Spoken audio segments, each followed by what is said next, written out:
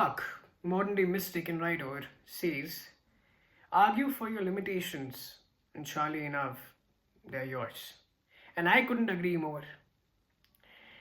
In my formative years, my father always used to tell me about the importance of planning and how planning is a very, very powerful tool to achieve your objectives.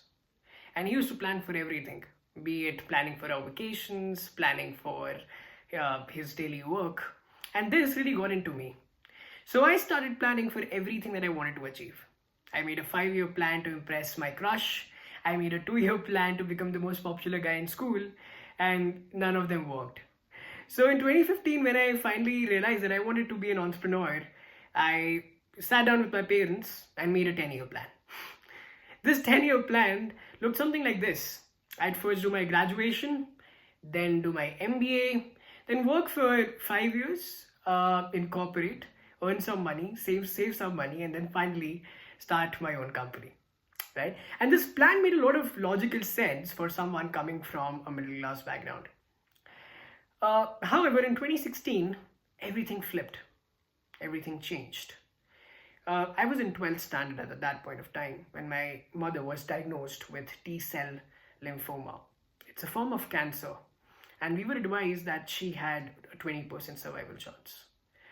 This shook me up internally.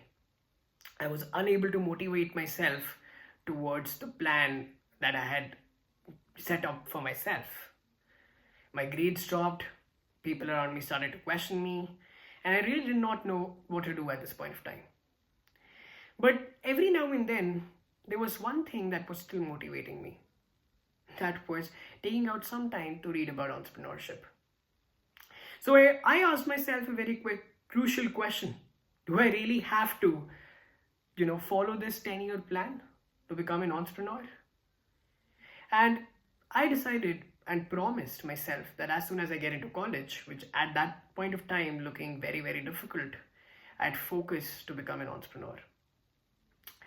And so here I am, having, becoming an entrepreneur 2 years post that incident instead of 10. But 2016 as a year made me realize two very important things. One, life is unpredictable.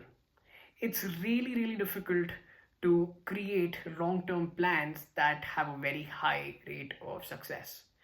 In fact, I recently read somewhere that strategic plans are 67% likely to fail. And that's a big number.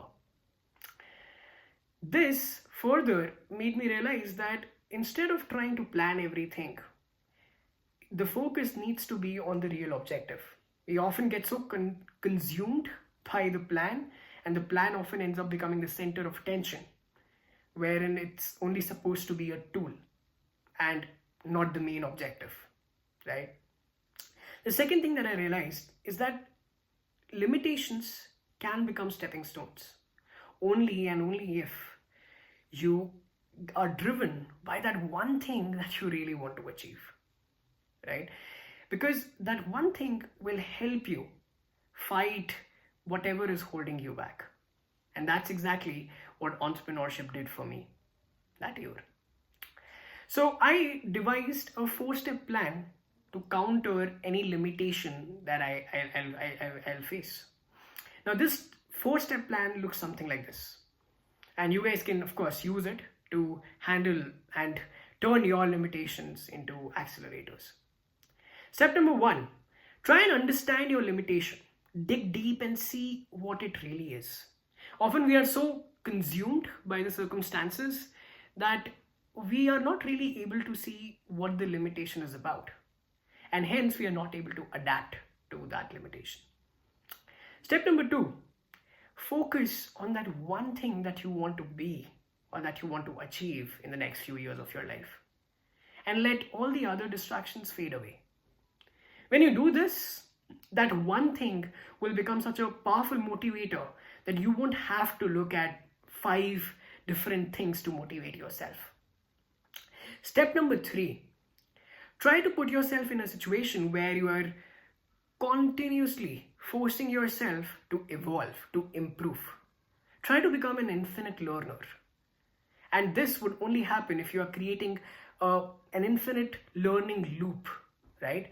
where you are constantly and very, very frequently are in a situation where if you don't learn, you would be paying a big cost for it.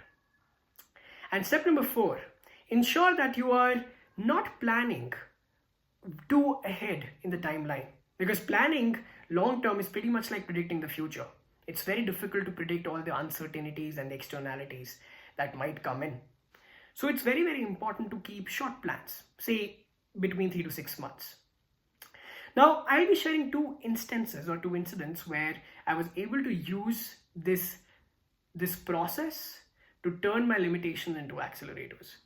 In 2018, when I started off Metvy, my first entrepreneurial venture, I faced all the problems that first-time entrepreneurs do. But one problem that really hit me hard was the process of fundraising.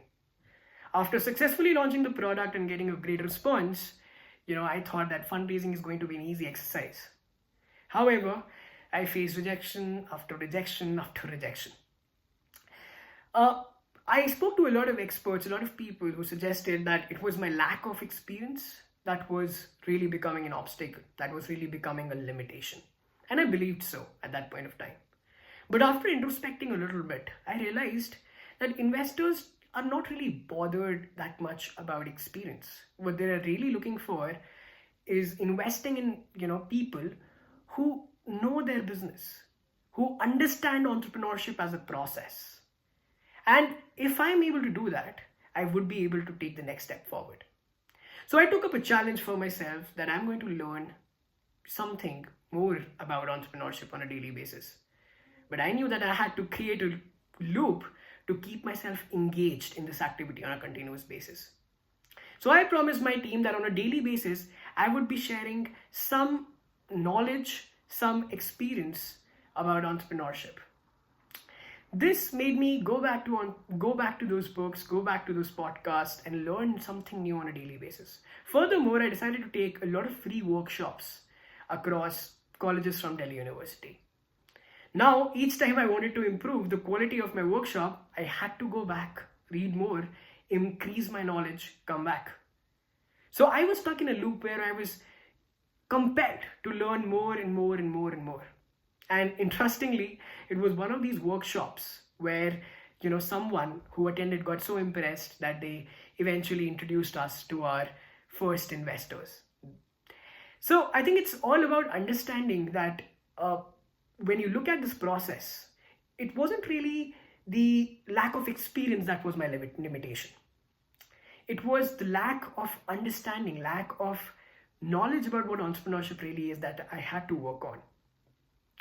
Looking at the second step again, it was that drive that I had to be an entrepreneur who really adds value that kept me going when things were not working out for me. Step 3, I was able to create a successful infinite learning loop, which kept me engaged, and I didn't have to depend on motivation all the time to move forward. And step 4, I only had 3 to 6 months to make this work anyway, because otherwise we wouldn't have had enough capital to continue. So this is how I was able to use the limitations that were presented to me and use them as a launch pad to achieve what I eventually wanted to.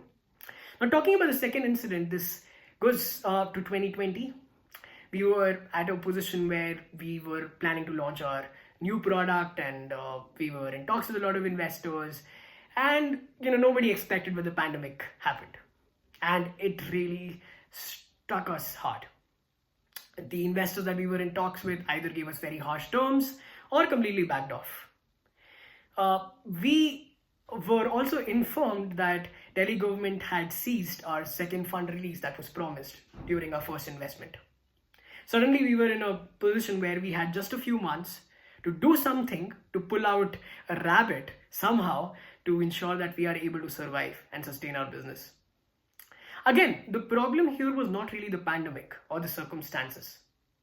The problem here was lack of cash flow, was lack of capital.